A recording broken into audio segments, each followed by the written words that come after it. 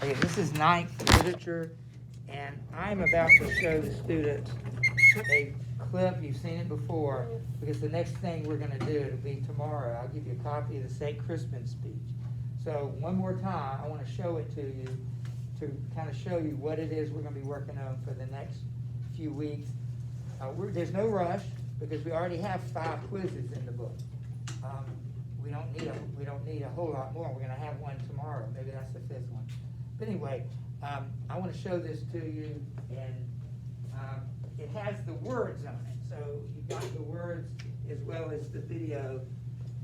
I also want to set it up a little bit just to make sure this is part of a play.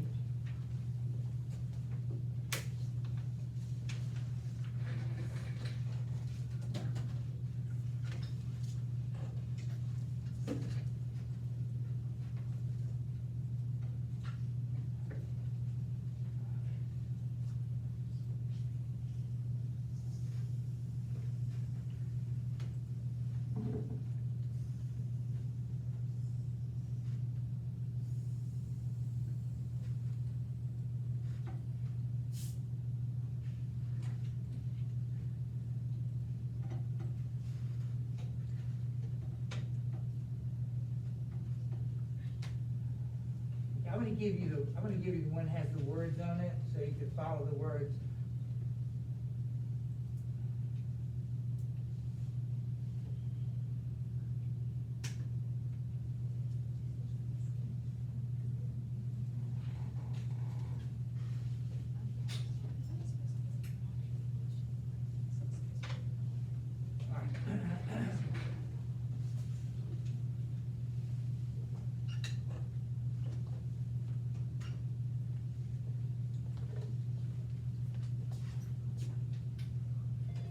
All right, so this is Act 4 of Henry V, which is the play we're going to read next. It's a real event. I have a book at home, coffee table kind of book. It has 100 great battles of history, and this is one of those great battles. It's historically one of the great battles in world history. Henry, who's the king of France, king of England, wants to be king of France. We'll read the first act and we'll find out why the King of England feels like he should be the King of France. And so he invades England, but he invades with a small army. The French have a much larger army, but they're afraid to fight him. They're not ready. So there are a couple of battle scenes, but not with the whole army. Then in Act 4, you come to the Battle of Agincourt. The French are finally ready, so they meet Henry's army at Agincourt, which is the name of a castle, and this is right before the battle. Henry's army is outnumbered, according to one of those guys, 5-1. The numbers in Shakespeare are not reliable. We think it's probably more like 20,000+ French, 5,000+ English. In the play, it would be more like 60,000 versus 12,000. Something like that, but then the odds are 5-1, and that's what the speech is all about. Henry takes what is a disadvantage, they're outnumbered, and tries to turn it into an advantage. So here is the play, or the St. Crispin speech. When you see Henry, that's the beginning of the speech. Where is the king? The king himself is rode to view their battle.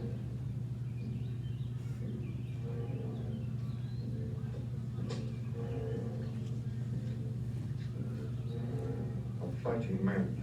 They have full 300,000. That's 5-1. Besides, they are all fresh. These are fearful odds. Oh, that we now had here but 1/10,000 of those men in England that do no work today. What's he that wishes so? This is the beginning of the cousin speech. Westmoreland? Now, my fair cousin, we are marked to die. We are enough to do our country loss. And if to live, the fewer men, the greater share of honor. God's will, I pray thee, wish not one man more. Brother,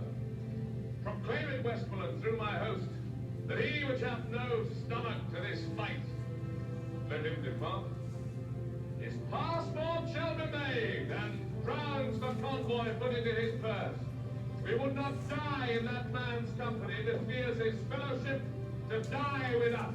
That's the end of the first This section. day is called the Feast of Crispian.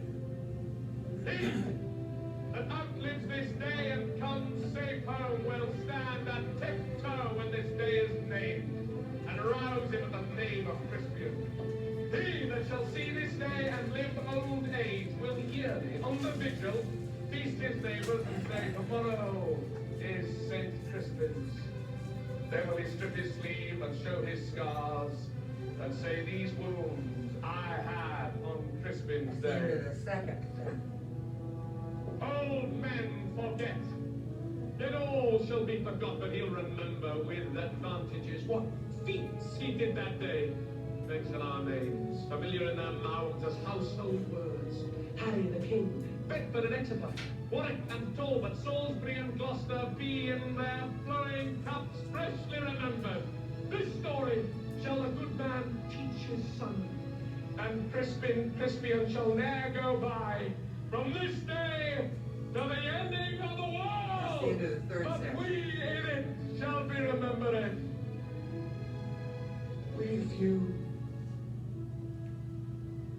we happy few, we band of brothers. For he today that sheds his blood with me shall be my brother. Be he ne'er so vile, this day shall gentle his condition. And gentlemen in England now I beg shall think themselves accursed they were not here, and hold their manhood's cheap, while Debbie speaks and fought with us upon St. Crispin's Day! About 3 minutes. It took us a minute to do this, the other speech, the prologue, about 3 times as long.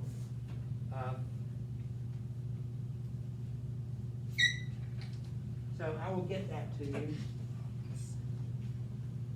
Oh, I don't want to do that. So, I'm gonna shift gears to the PowerPoint, so if you make sure your notes are out, let me get out of this.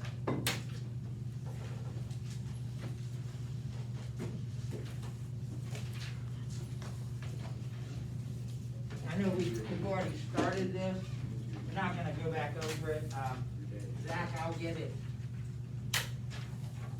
Well, you can watch it on Thursday. I'll try to remember to post the actual notes that you're taking. So, when we study Shakespeare, usually we study his background, which is what we've done so far. We've looked at the background, and so these questions that you should have, you've got all these. So the background, his life, kind of in general, how important he is when he was born. Then the Stratford years before he went to London, with the professional years he spent in London and came home and died. And, yeah, more of that. This is kind of the end of his life. Total 38 plays. So is this where we are right here?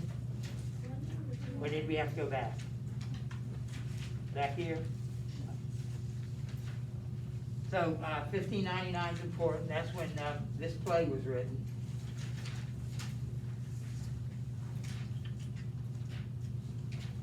It's when the little theater was opened. It's under the London years.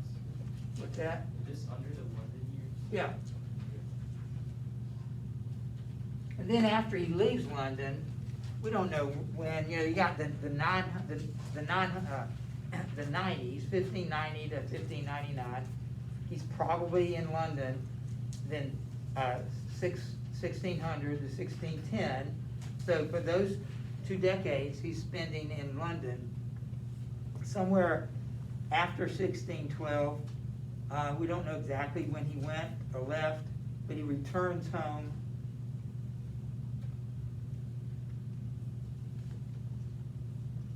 And he probably didn't write a whole lot those last few years. I think he's just 56 years old when he dies.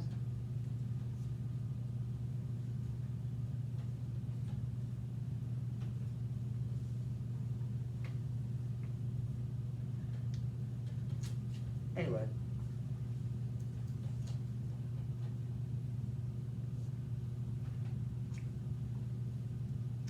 actually 52, if I'm trying to do the math. He wrote 38 plays, you need to know that. There are two that maybe he shares with somebody, I don't know, can't imagine co-writing with Shakespeare, but something like that. His plays are divided into three categories: comedies, tragedies, and histories. And he wrote the histories first. So in the 1590s, I think this is his last history play, come to think of it. He wrote the Henry VI plays first, and he wrote two tetralogies. I have to count those again, see how many plays, history plays there are. The histories are all about the kings of England. And so, Julius Caesar is about a historical person, but that's called a tragedy. It's not a history. It's not really about the history of Julius Caesar.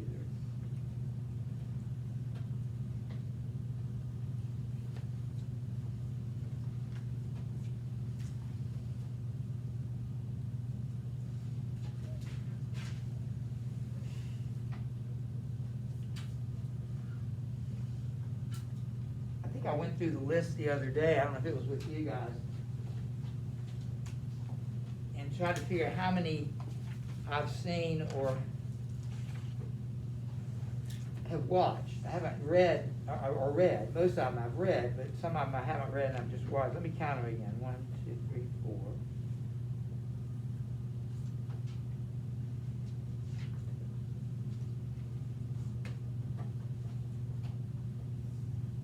I think there are 22 out of the 38, so I haven't read or seen about 14 or 15. So that's part of my bucket list. I want to read the rest of them in my spare time. Maybe that's what retirement will look like.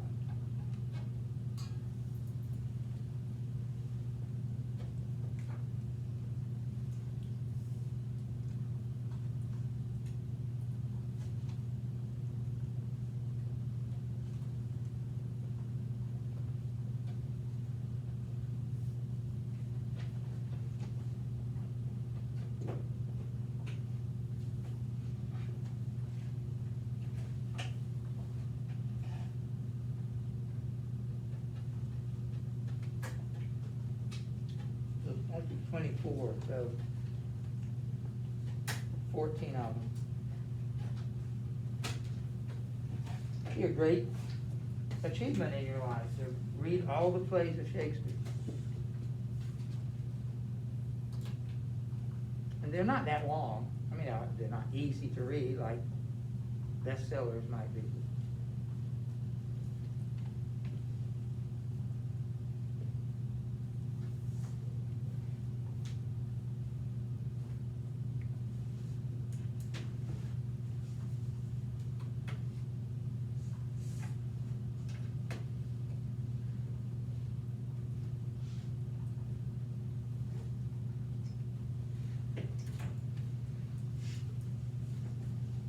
Okay, that's the background, the overview. Let's look at the theater. I know you know a lot of this because you read Romeo and Juliet last year. So take these notes and we'll talk about the theater.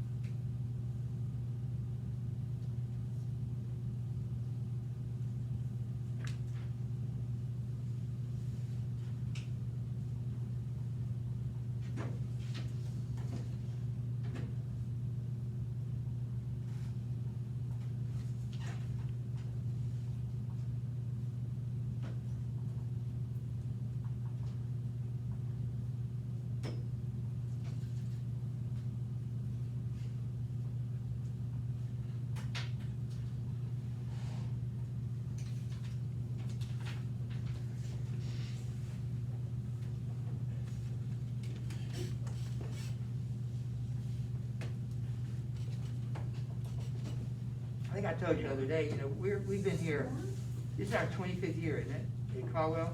We've never had a theater. We performed, we performed in the pavilion outside, we performed in the gym, we performed in the forum when it was over here and when it's over there. We performed, I don't know if we performed in there yet, in the lunchroom. We even have performed off campus. We went to Westover Church, and I think it was Pride and Prejudice. Anyway, we managed without a theater, and so prior to Shakespeare, there were no public theater. Now, there were these places that you could put a play on, any of these places, just space. They just need space, usually indoors. And there may have been some indoor theaters. But it wasn't until 1576 that a public theater that regular people could go to was built. And then about 20 years later, the Globe Theater was built, and then it burned down. So you've seen this picture I'm about to show you up in the right corner. I'll show it to you again in a minute, but you can see that these are the aspects of that theater that Shakespeare incorporated. It's an open air theater. It doesn't have a roof over it. Now there are people that are sitting here. They have a roof over them, the galleries, but most of the acting, or a lot of the acting, and the people that are standing around the stage, they would get wet. So they can't play it a day like this. They can't play it at night because there's no interior lighting. So the plays would be in the afternoon. And it's interesting, you learn this from reading the chorus in Romeo and Juliet. The plays lasted about 2 hours. Can you remember the last time you went to a movie in a movie theater? I know some of them are open, right? Have you been in a movie in the last year? Has anybody been into a movie theater? I haven't. You know, you can get, now they're making movies for, you know, cable, or you can get on cable internet.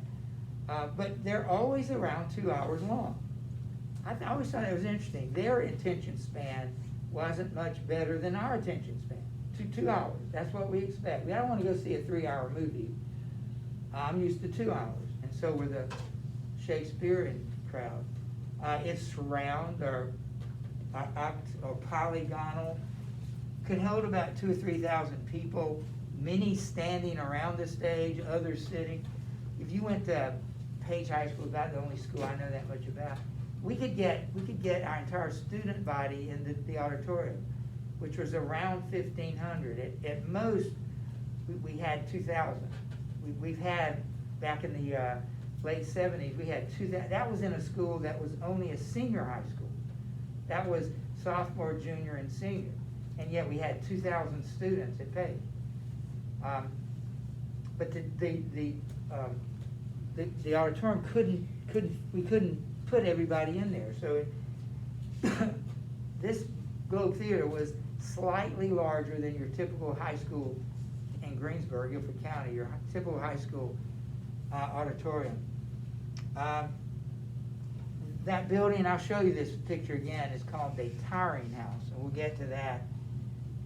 The yard was where the cheap standing room only place was, and they've actually done some excavating of the original site of the Globe, and they found ash and hazelnut shells in the wreckage.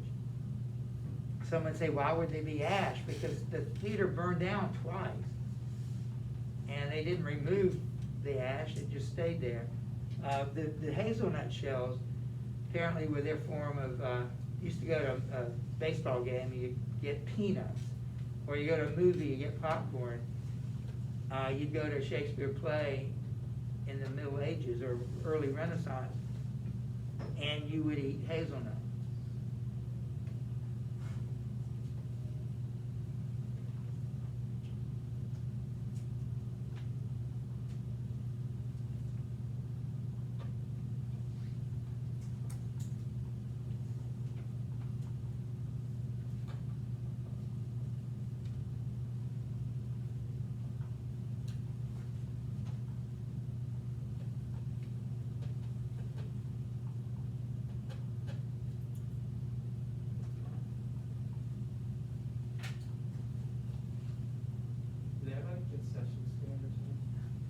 I guess so.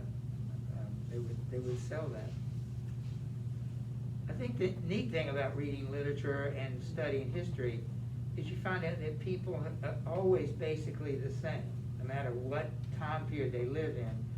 There's superficial differences like technology, but, you know, clothes, but basically, you know, the human being hasn't improved much over the time of Adam. In fact, we've probably gotten worse.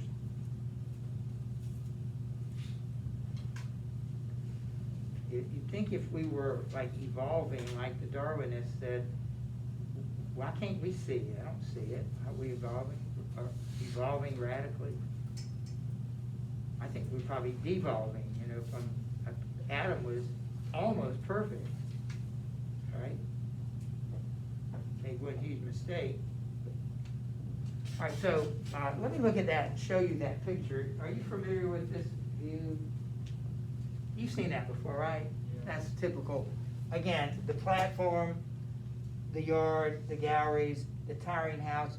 What is an attire? A-T-T-I-R-E. What does that word mean? Yeah. Like clothes. Right, so this is called the tiring house because that's where the dressing rooms were. That's where the clothes were. And these characters had to change clothes. I'm going to show you this in the next slide, but it's probably a trap door right there, affectionately known as hell. Underneath the trap door, they would store things. So you notice everything is open. You would see props coming on and props going on. It's not like they would close a curtain, they do it behind the curtain, then open it, and then voila, you're in a new place. You would see everything that's going on. And that was just part of the way things were done. You know, in today's theater, like if you say, they would be wearing black, so they'd be unobtrusive fairly, but you'd still see them back there. So that would be an easy place to store it, bring them out. Hamlet's father is a ghost. He probably comes up out of the floor. There are 3 witches in Macbeth. They probably come up out of the floor. It'd be a great, you know, it's a great place to do that. These are called the heavens, you know, affectionately. This level has a curtain. I can imagine Juliet standing there on her balcony talking to Romeo below. I can imagine Brutus standing, or actually his servant standing on a hill at Philippi telling Brutus where the Mark Antony's army is.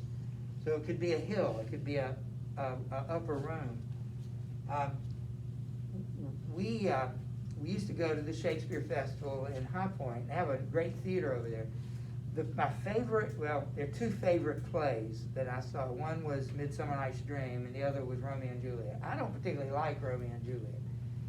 And yet, this was my favorite, I think, ever of watching a Shakespeare play was Romeo and Juliet. I guess because I knew it so well. But in Midsummer Night's Dream, you know the character Puck? You ever heard it or seen it? He's a sprite, he's a fairy or something, and it's a comedy. Well, he was also, the actor who played Puck was a member of Cirque du Soleil. He was essentially a circus performer playing Shakespeare. And so on that stage in High Point, they had ropes and coming from, you couldn't even see where, he would come down, you know, like a circus performer on those ropes. He'd swing. It was remarkable. You felt like you were at the circus and at Shakespeare at the same time. I mean, who couldn't have enjoyed that? It's a lot of fun. So this tiring house was used for that. They would hang cables and characters would maybe swing on them. Shakespeare knew how to entertain you, which is probably his first job. So we've already got this, but make sure you do. You got that platform, the heavens, the trap door. I just mentioned all these things.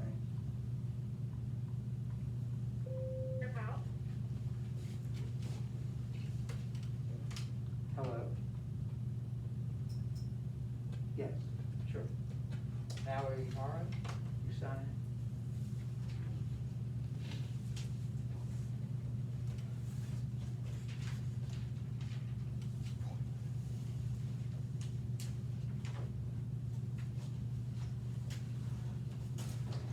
get our quiz tomorrow. Let's see.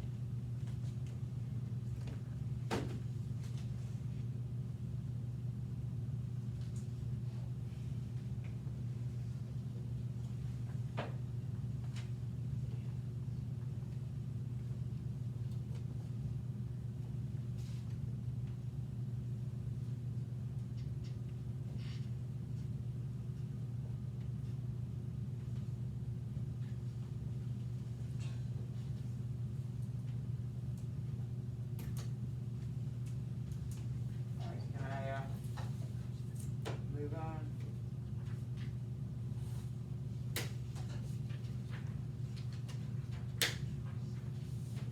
All right. So you normally think if we were doing a play on a normal stage currently, you know, that curtain would be closing and opening like we said. And one of the things we used to do when I was in elementary school, we'd put on an assembly for the rest of the school. And so we'd come up with some theme and we'd get on stage and we'd sing songs or act out things. Well, one of the things you always did, you got this big sheet of paper, you know, bulletin board kind of paper. Yeah, it'd cover this whole wall, and you'd draw the setting on there, like mountains and a sun and all this, and so you'd put that on the back. That would tell the audience where we were. That's not how it was done for Shakespeare. You only knew where you were or what time it was by listening to the dialogue. For instance, Romeo and Juliet, the night they got married, their wedding night, they're in her mother's father's house. Shakespeare, Romeo cannot get caught, they'll kill him. And so they're talking together about birds. They said, is that the nightingale or the lark? And Romeo says, it's just the lark. It's not, it's the nightingale. It's not time for me to leave yet. And she said, I think it was the lark. It was the morning bird. I think it's time to leave. The only way you know what time it is because of the dialogue. Also, this transition between one scene and another, two characters be on this side of the stage talking, and they walk off at the same time. Two other characters from the other side walk up. So now you know you're going from one scene to another. Sometimes you don't even need to know where they are. Shakespeare doesn't even tell us. It's not tied to a particular, they're just talking somewhere. It doesn't really matter where.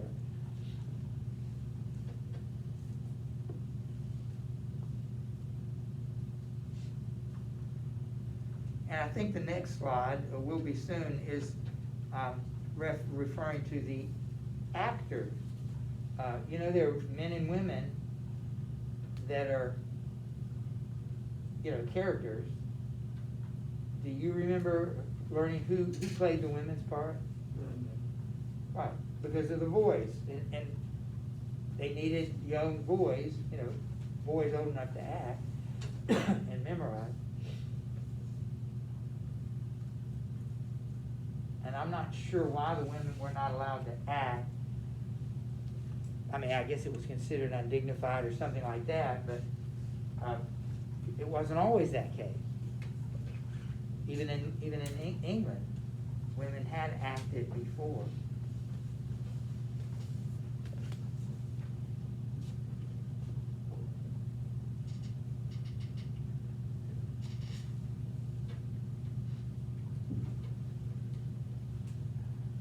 Do any of you recall watching a movie or a live play of Shakespeare? Can you think of a time when you saw a Shakespeare movie based on a Shakespeare play? Romeo, Juliet. Or a bunch of them. Okay, did you watch it? Well, there are 37 more out there. I doubt if every play, I don't know that Henry VI, for instance, has ever been filmed, but it's certainly been performed.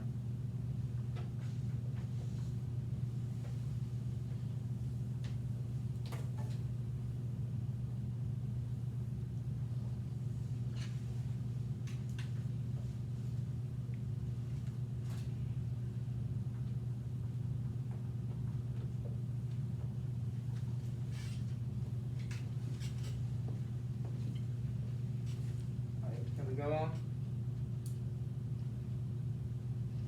And this is what we just said. The actors were all men or young boys. One thing I respect about the actors in Shakespeare's day is how versatile they had to be. They had to have a good memory.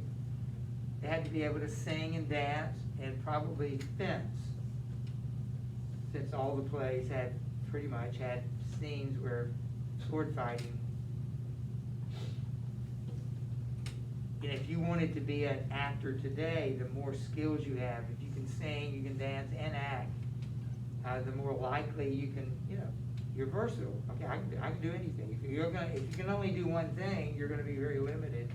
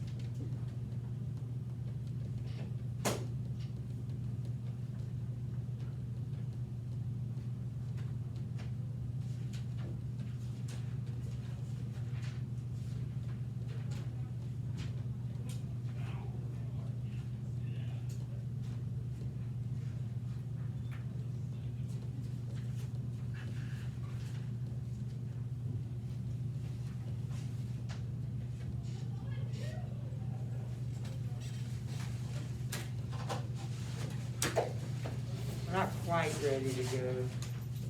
That's the juniors. They had mock interviews today.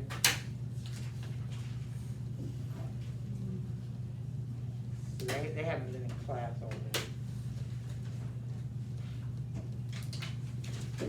All right, let me show you one more. I think we have time for that.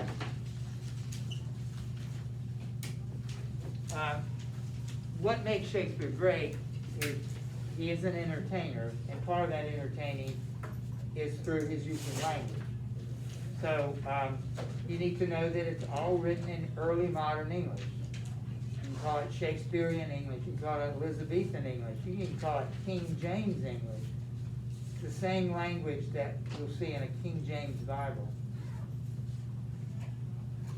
But it's modern, it's not Middle English, it's not Old English. All the plays are written in blank verse. However, and by the way, blank verse is unrhymed iambic pentameter. That's a kind of meter that was very popular. Milton's Paradise Lost, I think, is written in blank verse.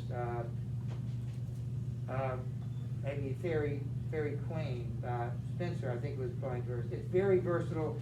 It imitates spoken language, the syntax of spoken language. The play is also written in, there are parts of the play written in prose. And prose is not poetry. It's anything that isn't poetry is prose. There are sonnets. There are rhyme couplets. There are even songs in Shakespeare. And the prose, we'll point this out later, is what's spoken by commoners, the common characters. Also, if you like wordplay, play on words, puns, and unfamiliar meanings, like the word nice, you know, we would say he's a nice guy. That means he's pleasant, he's likable. Well, it can mean something else. You can have several of them. One could be unimportant, small. So it might be used that way. Also, the word order, because it's poetry, it often is inverted. Instead of subject, verb, object, it could be verb, object, subject, or verb, subject, object. For instance, instead of he goes, he might say goes he, there goes he.